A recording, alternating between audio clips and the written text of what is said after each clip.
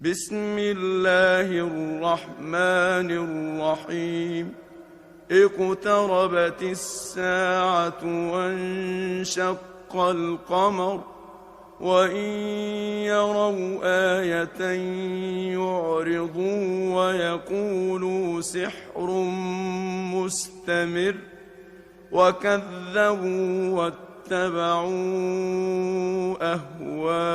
أهواءهم وكل أمر مستقر. C'est vrai que Allah Ta'ala, il a blâmé dans le Coran ces gens-là qui avaient pris ces idoles-là à l'époque du prophète Nuh alayhi salam et qui adoraient ces 5 statues qui à la base étaient commémoratives et représentatives de 5 saints qui avaient existé à l'époque, vers l'époque du prophète Idris alayhi salam. Mais eux, ils les ont pris comme des dieux, a'oudhu billah, ils ont adoré autre que Allah. Ça prouve que Allah n'est pas un corps, que Allah n'est pas une forme, n'a pas une limite, une hauteur, une largeur, une profondeur, que Allah n'est pas dans une place quelconque, ni dans un espace, parce que sinon, il ne serait pas plus en droit d'être adoré que les idoles. Donc, c'est-à-dire que Dieu n'est pas une idole, que Dieu, il ne ressemble pas à ce qu'il a créé. Subhanahu wa ta'ala. D'ailleurs, même le prophète Ibrahim, alayhi salam, il a cassé les idoles de son peuple à Babel, à Babylone, pour leur prouver justement que ce n'était pas des dieux. Pour leur prouver justement que ce n'était pas des dieux. Parce qu'ils n'étaient pas capables de se défendre, d'être utiles pour quelque chose. Et la grande idole qui est au milieu d'eux, elle n'a même pas été capable de défendre les petites. Donc elle est encore plus faible. Et même dans le Coran, Dieu l'a dit que si une mouche, elle se pose sur une idole, l'idole, elle n'est pas capable de repousser la mouche. Donc Dieu l'a dit, que ce soit l'idole ou la mouche, les deux, ils sont faibles. Subhanahu wa ta'ala. Subhanallah. Les deux, ils sont faibles. Et malgré ça, eux, ils appelaient ça nos dieux. Comment t'adores quelque chose qui est ni profitable, ni nuisible. Ça que les mouchriquines à l'époque de Nuh alayhi salam, ils étaient égarés et ils ont dit La tavarunna alihatakum, n'abandonnez pas vos dieux, soi-disant. La tavarunna alihatakum, wala tavarunna waddan, wala suwa'an, wala ya'utha, wa ya'uqa, wa nasra. Et surtout, n'abandonnez pas Wad, ni Suwa', ni Ya'uth, ni Ya'uq et Nasr. C'était les 5 saints desquels ils avaient fait leur statut. Et donc ils avaient nommé leurs idoles par leur nom. C'est ça que Dieu l'a dit subhanahu wa ta'ala وَقَالُوا لَا تَذَرُنَّ آلِهَتَكُمْ. Et ils dirent n'abandonnez surtout pas vos dieux. Ils visent les idoles, etc. وَلَا تَذَرُنَّ وَدًّا وَلَا سُوَاعًا وَيَغُوثَ وَيَغُوقَ وَنَسْرًا. Ça veut dire et surtout n'abandonnez pas ces 5 idoles que nous préserve. Et donc c'est comme ça que le shirk il est apparu sur terre a'udhu billah, la première fois. Et après à l'époque du prophète dans la Jahiliya, parce qu'il y a eu le déluge et tout ça qui a enseveli ces idoles, et ben le shaitan il a montré aux tribus arabes où est-ce qu'elles ont été ensevelies ces idoles là, et les ont déterrées et se sont remis à les adorer a'udhu billah. Les mouchriquines à l'époque du prophète se sont remis à adorer les mêmes idoles qui étaient adorées à l'époque du prophète alayhi salatu wassalam, et ils ont fait des centaines d'idoles en plus.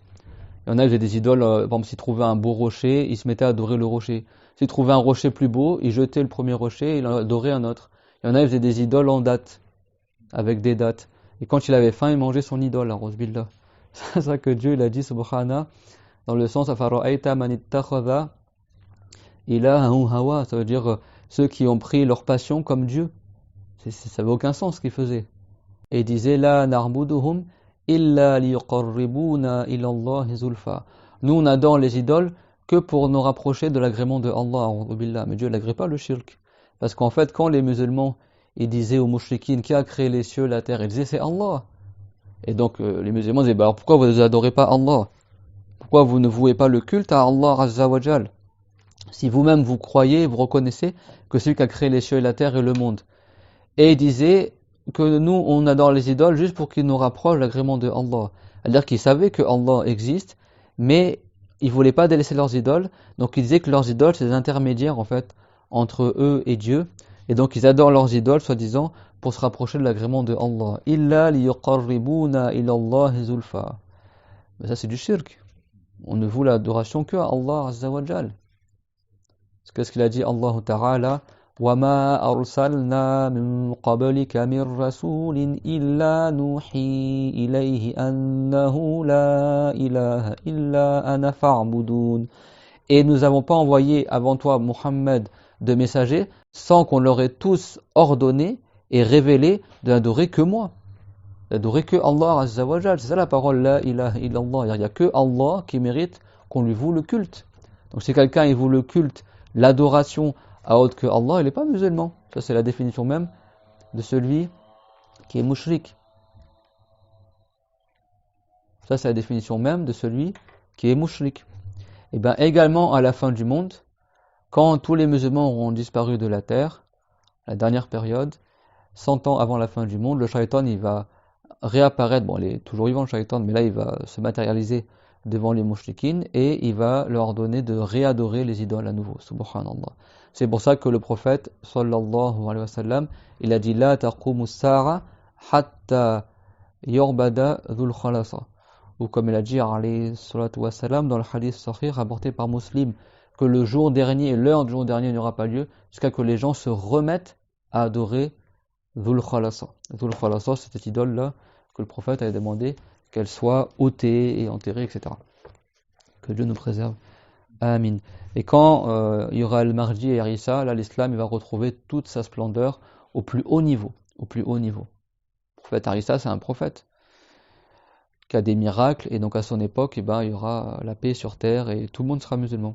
Mais après, quand il sera plus là, la mécrance ça va revenir petit à petit. Mais après, quand il sera plus là, la mécrance, l'idolâtrie, elle va revenir au fur et à mesure, et il y aura plus de musulmans sur terre, et c'est eux qui vont entendre le premier souffle dans la trompe du jour dernier, comme on a vu dans les cours précédents. C'est pas comme les chrétiens, ils montrent des petits anges avec chacun il a une trompette, ils soufflent dedans. Non, c'est pas les trompes de la mort. Le jour dernier, c'est une seule trompe immense dans laquelle Israfil alayhi salam il va souffler. Ça va faire un cri terrible qui va faire mourir tous les gens qui étaient sur terre. Parmi également les petits signes de la fin du monde, il y a ce que le prophète sallallahu alayhi wa sallam a indiqué dans le hadith dans lequel il a dit Sinfani min ummati lam arahuma. Il y a deux groupes de ma communauté que je n'ai pas encore vus. Ça veut dire quoi? Ça veut dire qu'ils viendront après l'époque du prophète alayhi salatu wassalam. Qawmun ma'ahum siyatun ka'athnab al-baqar yadribuna biha an-nas. Il y aura un peuple qui aura des fouets qui ressemblent à la queue de la vache. Et ils frapperont les gens avec, comme des tricks comme ça, et ils frapperont les gens avec. Et après, dans la suite du hadith, il a dit وَنِسَاءٌ كَاسِيَاتٌ عَالِيَاتٌ مُمِيلَاتٌ مَائِلَاتٌ. Et des femmes qui sont nues, qui sont kasiyat, aliyat, c'est-à-dire qu'elles sont à la fois vêtues mais à la fois dévêtues. C'est-à-dire qu'elles ont des habits qui couvrent une partie de leur zone de pudeur, mais tu vois une autre partie de leur corps. Elles ne sont pas entièrement vêtues avec le voile et un habit qui couvre la zone de pudeur, elles dévoilent des parties de leur corps. Mais le prophète, il n'a pas juste dit ça. Il a dit également qu'elles sont mumilat, c'est-à-dire qu'elles tentent les gens pour qu'ils tombent dans la fornication. C'est-à-dire que c'est pas juste, elles ne couvrent pas leur zone de pudeur. C'est-à-dire que là, c'est pas visé uniquement les femmes d'aujourd'hui, musulmanes ou autres qui portent pas le voile, c'est pas ça qui est visé dans le hadith. Ce qui est visé, c'est qu'à la fin du monde, il y aura des femmes qui apparaîtront, qui sont non seulement dévêtues, qu'elles sont vêtues à moitié, mais elles, qu'est-ce qu'elles veulent faire? Elles veulent faire tomber les hommes dans la fornication. Et elles sont également ma'ilat, c'est-à-dire que c'est des femmes qui dévient de la vérité, qui dévient de la droiture, et qui font tomber les gens dans la fornication.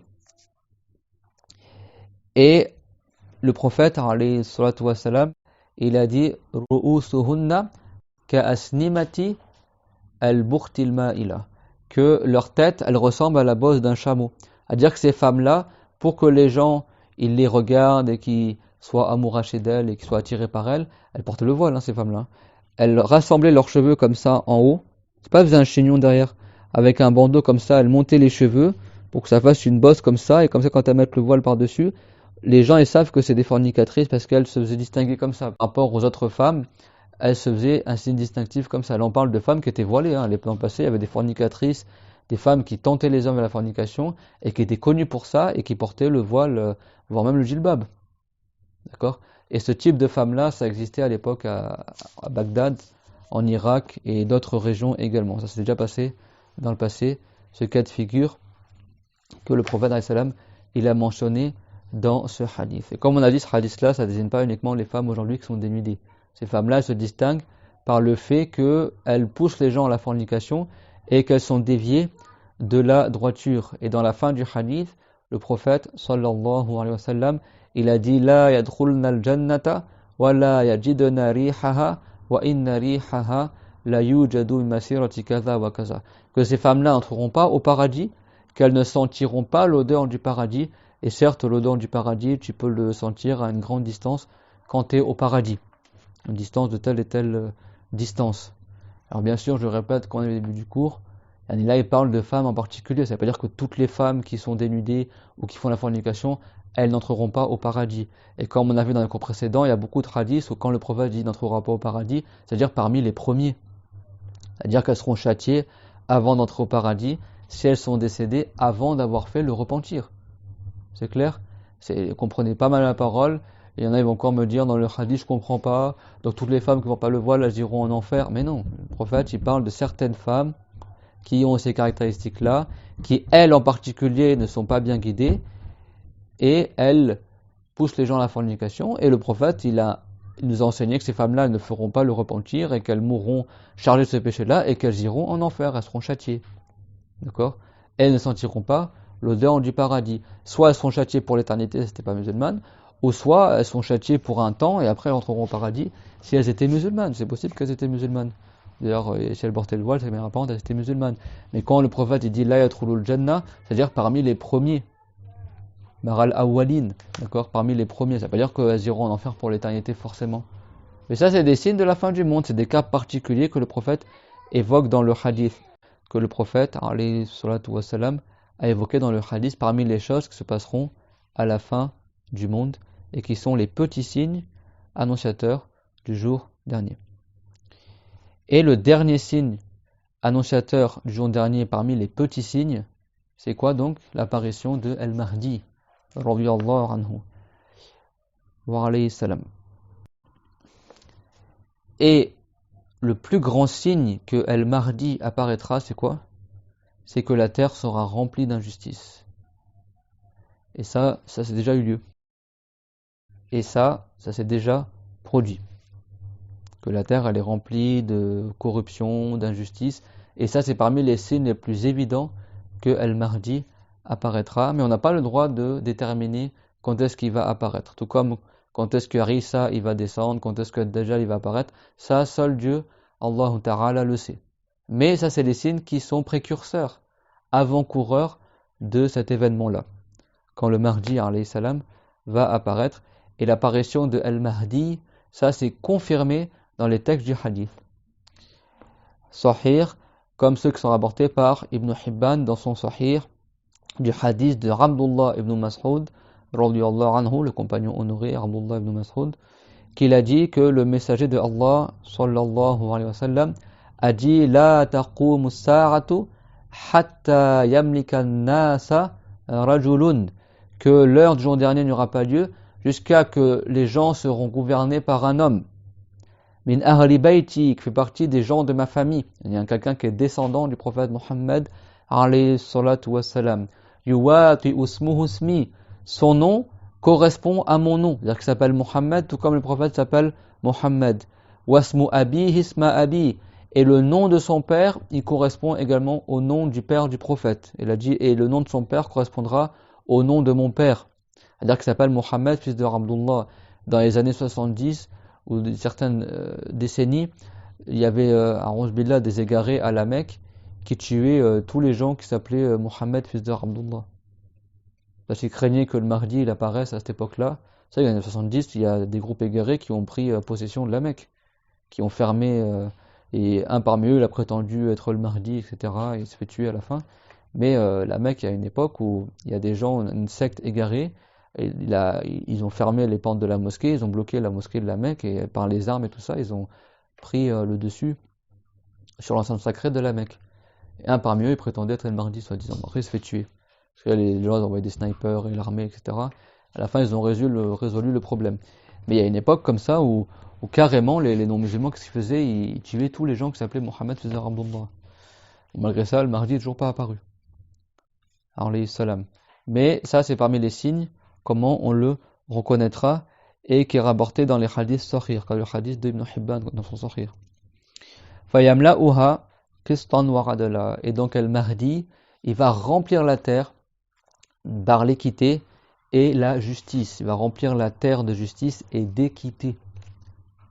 Après qu'on a dit que le plus grand des signes qui marque son apparition, c'est que la terre soit remplie d'injustice. Comme j'ai dit tout à l'heure, en une seule nuit, Allah Ta'ala, il fera que toute la situation se renverse.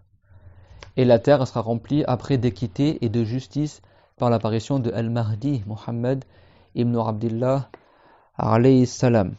Donc Al-Mahdi, alayhi salam, il s'appelle Muhammad, fils de Abdullah. Muhammad, fils de Abdullah. Et il est soit Hassani ou soit Husayni. Soit il descend de Al-Hassan, ou soit il descend de Al-Hussein, parmi les enfants de Fatima, radiyallahu anhu. Normalement, quelqu'un est affilié par la voie du père, mais fait exception à cela quoi? Les petits-enfants du prophète Mohammed, alayhi salatu wassalam, parce qu'il n'y a que Fatima qui a donné une descendance des arrière-petits-enfants au prophète Mohammed, alayhi salatu wassalam. Elle, avec l'imam Ali ibn Abi Talib, ils ont eu Al-Hassan et Al-Hussein. Donc les gens qui descendent du prophète Mohammed, alayhi salam, sont soit les enfants de Al-Hassan, ou soit les enfants de Al-Hussein, qui remontent eux-mêmes à Fatima, et Fatima c'est la fille du prophète, alayhi salatu wassalam, wa radiyallahu an Fatima, wa al-imam Ali ibn Abi Talib, wa ashabihi al-kiram. Et donc ça c'est une exception. Mais à la base, on est affilié par la voie du père, sauf pour Fatima.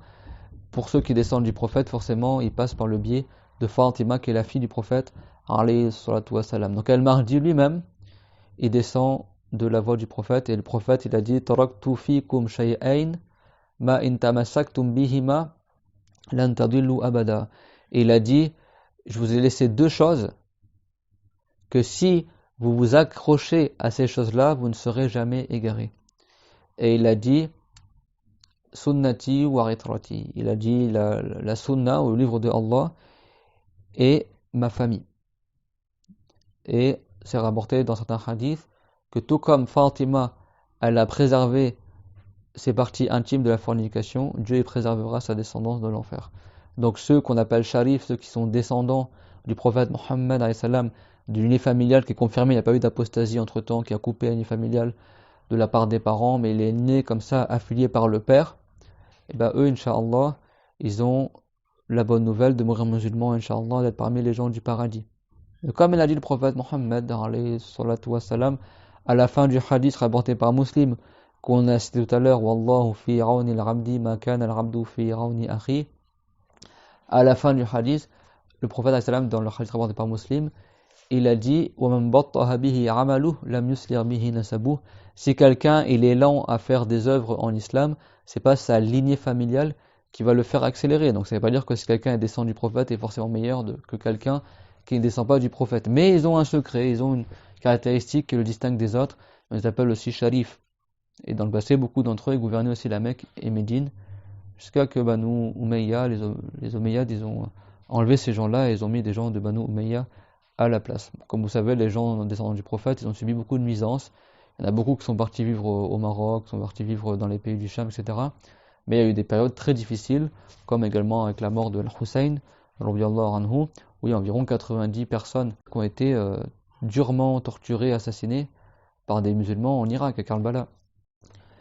Et donc voilà, ça c'est des choses qui sont horribles, mais Dieu l'a voulu qu'il y a des musulmans qui nous obéissent et qui méritent l'enfer. Parce que le prophète, alayhi salatu wassalam, il a dit wa sa'altullaha an la yaj'ala ba'sahum fima baynahum famana'aniha. Le prophète alayhi salam, il a dit, et j'ai invoqué Allah pour qu'il ne fasse pas que le discorde, les guerres, elles soient entre les musulmans, et Dieu lui a refusé. Ça prouve que Dieu fait ce qu'il veut, et que le prophète Mohammed alayhi salam, eh ben c'est pas tout ce qu'il lui demande, il l'a. Mais Dieu fait ce qu'il veut, subhanahu wa ta'ala. Et dans une version du hadith, Allah ta'ala, il a dit dans le sens, Ya Muhammad, inni idha qadaytu qada'an fa innahu la yurad. C'est-à-dire, ô Muhammad, certes, si je prédestine quelque chose, personne ne pourra le repousser. Fa innahu la yurad.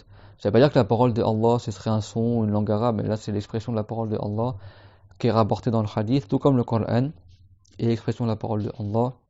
Mais la parole de Allah, comme on l'a vu plusieurs fois dans les cours précédents, c'est ni un son, ni des lettres, ni une langue, mais les livres révélés et les hadiths Qudsi, ils sont des expressions de la parole de Allah. Hadith Qudsi, c'est un hadith qui commence par Qala Allahu Ta'ala, Qala Allah Azza wa Jal.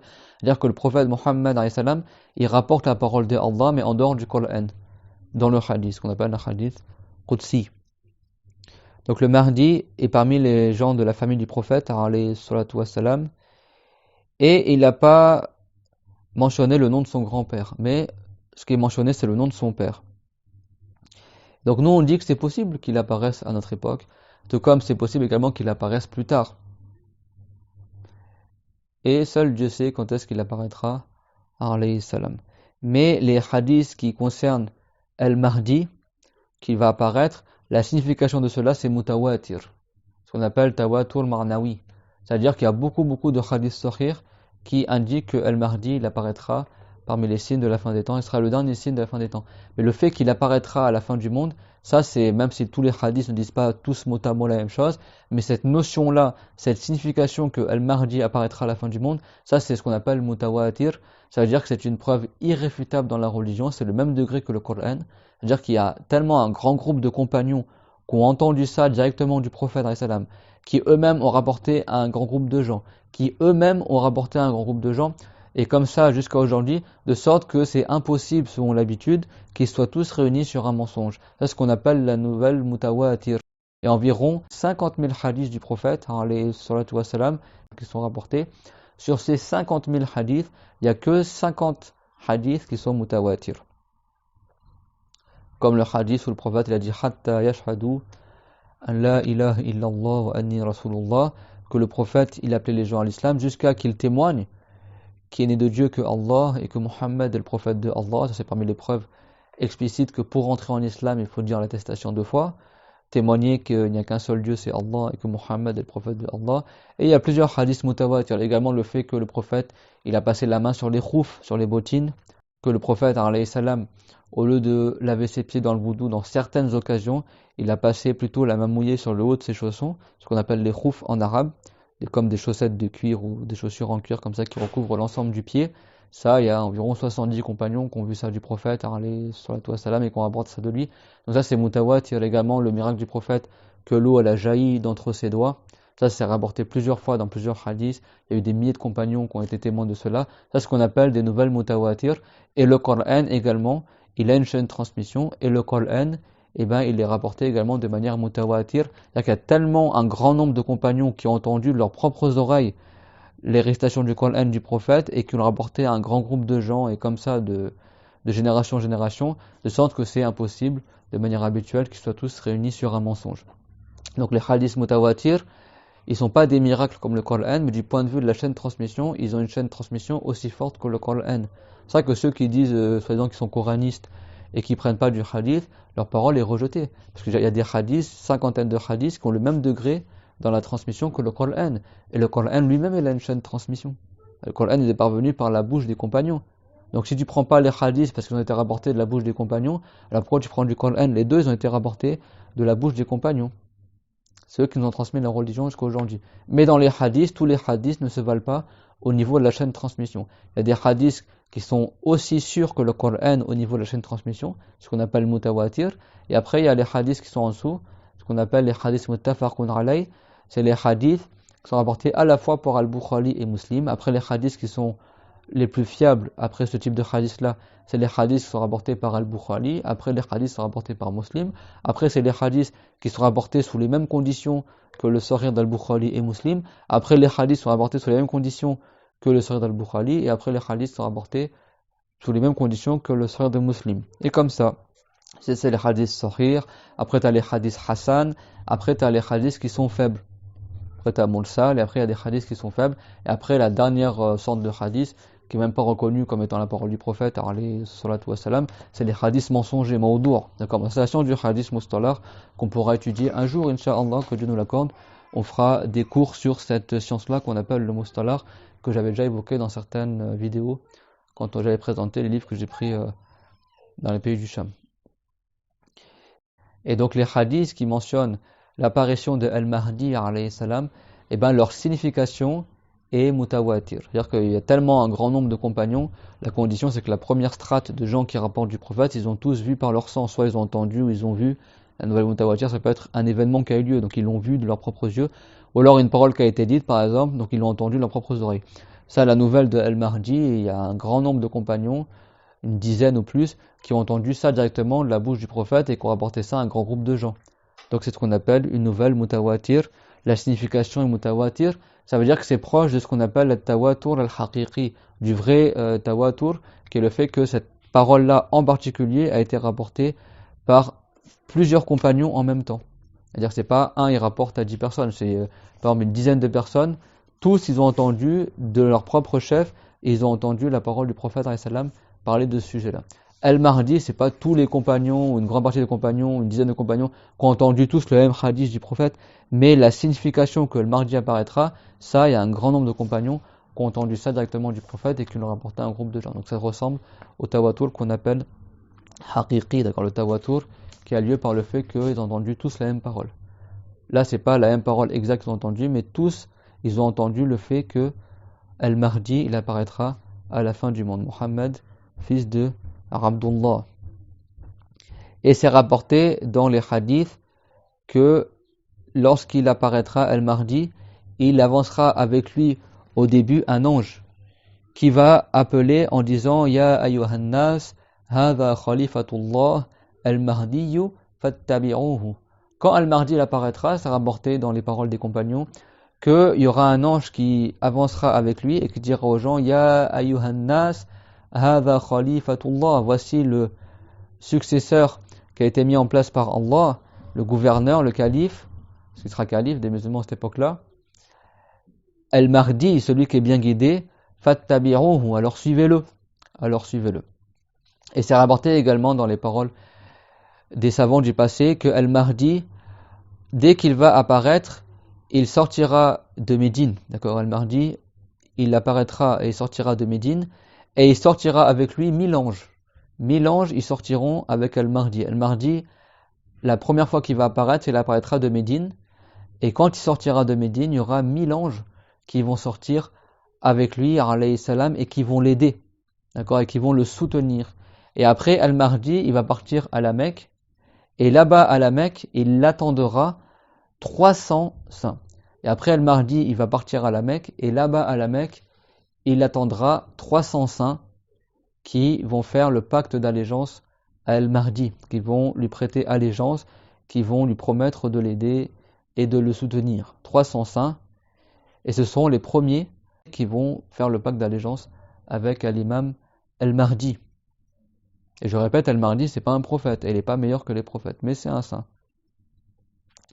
Puis après, il sortira une armée qui voudra combattre Al-Mahdi. Une armée, elle va sortir en direction de la Mecque pour aller tuer Al-Mahdi. Et là, Dieu va faire que la terre, elle va s'ouvrir sous les soldats de cette armée-là, et elle va avaler cette armée-là, et ils vont périr. Elle va avaler cette armée-là, et ils vont tous périr. Et ça également, c'est rapporté dans les hadiths.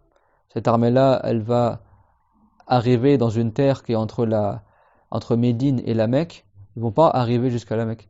Et Dieu, il va ouvrir la terre sous eux, et ils vont mourir.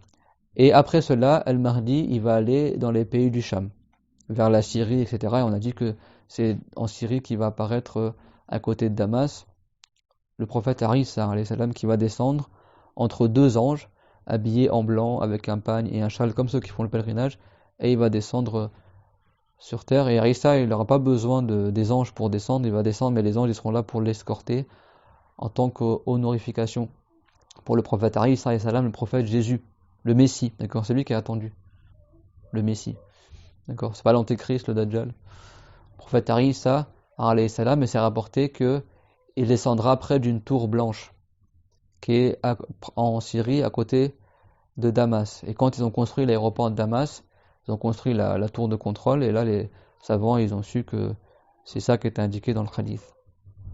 Al-Manara Al-Bayda, d'accord, le sorte de minaret blanc. Parce qu'à la base il n'y avait pas un minaret à ce côté-là de Damas, mais ils ont vu que c'était la tour de contrôle. Comme certains ils ont interprété le hadith. C'est rapporté dans Muslim de Abdullah ibn Zubair que Aïcha radhiyallahu anha elle a dit Rabitha Rasulullah sallallahu alayhi wa sallam fi manamihi, c'est-à-dire le prophète alayhi salam, il était en train de dormir et pendant qu'il dormait c'est comme si il a eu une attitude qui était inhabituelle pendant qu'il dormait. فقلنا يا رسول الله صنعت شيئا في منامك لم تكن تفعله. Elle a dit فقلنا يا رسول الله صنعت شيئا في منامك لم تكن تفعله. Elle a dit ô messager de Allah, tu as fait quelque chose durant ton sommeil que tu ne fais pas habituellement. C'est comme si le prophète avait vu quelque chose de perturbant durant le rêve. Vous savez que le rêve des prophètes, ça compte aussi comme une révélation. Dieu, c'est possible qu'il fasse descendre la révélation à travers le rêve que les prophètes y voient. Comme Ibrahim, il a dit Inni ara fil manami anni ahbahuk.